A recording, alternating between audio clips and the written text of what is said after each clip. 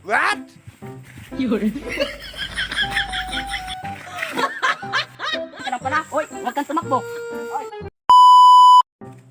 Ang tagal-tagal ko na dito sa kulungan ba? Kailan ka kaya ako makalaya nito? What? Papa, mingaw man kayo ni. Gusto na ako Yun. mag-takas na nito. Ay, parang may ulakad mo nito. Oy, Kap! Nandyan ka pala, Kap! Kailan ako maglaya, Kap? Maghintay ka dyan ng 10 taon. Magsilbi ng trabaho na yan. 10 taon na.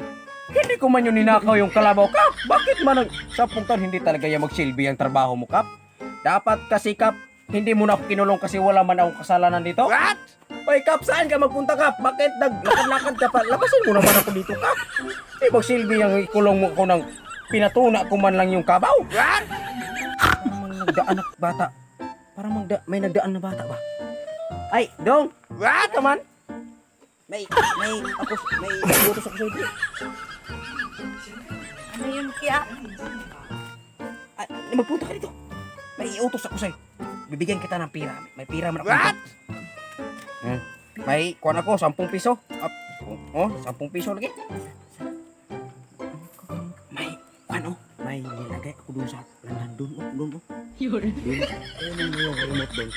Magtakas ako kasi kinulong ko ng walang kaso. O, ihatid mo sa akin ha? Bilis!